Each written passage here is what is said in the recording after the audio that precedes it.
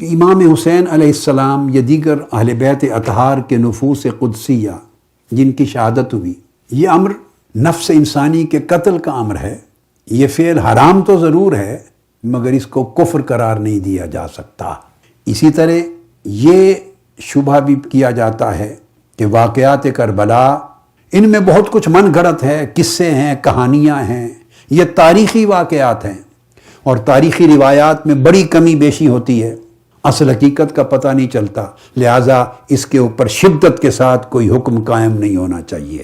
اسی طرح یہ شبہ بھی وارد کیا جاتا ہے ذہنوں میں کہ سیدنا امام حسین علیہ السلام کو تو ابن زیاد نے شہید کروایا اور ابن زیاد کی فوج نے، یزید نے تو براہ راست آپ کو شہید کرنے کا حکم نہیں دیا تھا.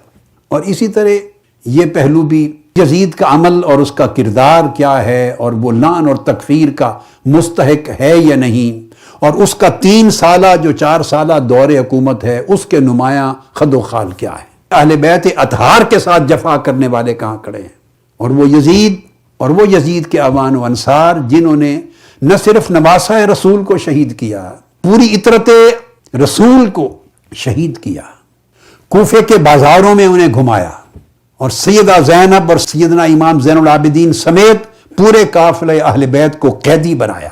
یہ میسج دیا امت کو تاکہ لوگ خود فیصلہ کریں کہ وہ آئندہ حق کا ساتھ دینا چاہتے ہیں یا طاقت کا.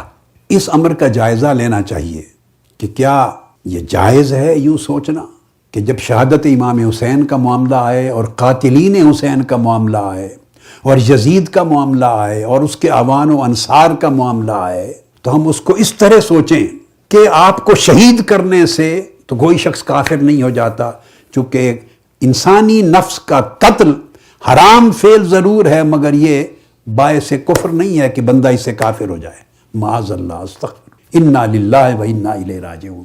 اور یہ باتیں ٹی وی چینلز پہ کہی جا رہی ہیں، اپلوڈ کی جا رہی ہیں، نوجوان نسل کے ذہنوں کو برباد کیا جا رہا ہے.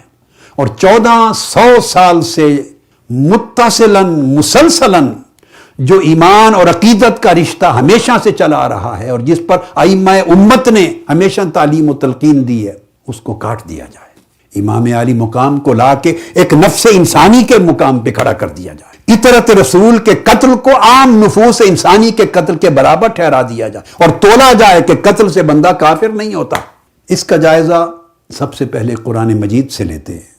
شہادت امام حسین کے حوالے سے حکم قائم کرنے کا مسئلہ نفس انسانی کے قتل کا حکم کیا ہے یہ نہیں ہے، اذیت رسول کا مسئلہ ہے.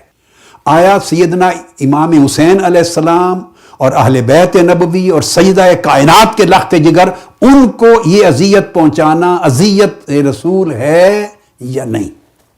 قرآن مجید میں اللہ رب العزت نے فرمایا وہ تمہیں دعوت دے دیں حضور نبی اکرم صلی اللہ علیہ وآلہ وسلم تو پھر گھروں میں داخل ہو سکتے ہو.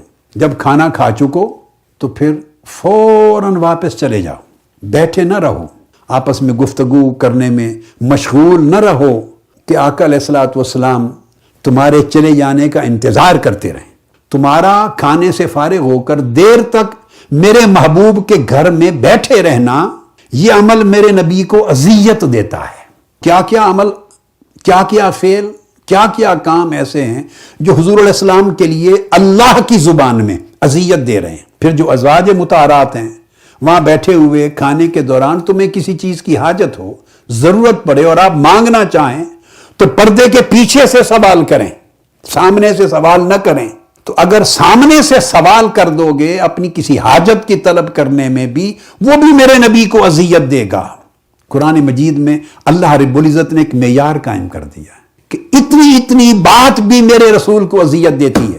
اللہ رب العزت نے تو پیمانہ یہ دیا ہے کہ اگر ان کی ازواج مطہرات سے یعنی ادھر اطرت رسول کو بے پردہ کرنا، ان کے خیمے جلانا، ادھر قرآن کہتا ہے کہ بغیر پردے کے اگر تم نے اپنی حاجت کی چیز طلب کر لی اس سے بھی اذیت ہوگی رسول کو. ادھر قرآن کہتا ہے رسول کی اجازت کے بغیر ان کے گھر میں داخل ہو گئے، اس سے بھی اذیت ہوگی. اور ادھر تم رسول کی اطرت کو اور ان کی شہزادیوں کو خیمے جلا کے ان کے سر کاٹ کے میزوں پر چڑھا کر بے پردہ کر کے اس پورے قافلے کو کوفہ اور دمشق اور شام کے بازاروں میں گھماؤ. کمپیئر کر لیں. مسئلہ نفس انسانی کا قتل کیا ہے، حرام فعل ہے یا کفر، مسئلہ یہ نہیں ہے، مسئلہ رسول کی اذیت کا ہے۔ کس کس فعل سے رسول کو اذیت پہنچتی ہے؟ رسول کو اذیت پہنچانے والا براہ راست اس اذیت پہنچانے کے فعل کے ارتکاب سے کافر ہو گیا۔ شہادت امام حسین کو نفس انسانی کے قتل کے حکم کے دائرے میں نہیں دیکھا جائے گا، اسے رسول پاک کو اذیت پہنچانے کے حکم کے دائرے میں دیکھا جائے گا۔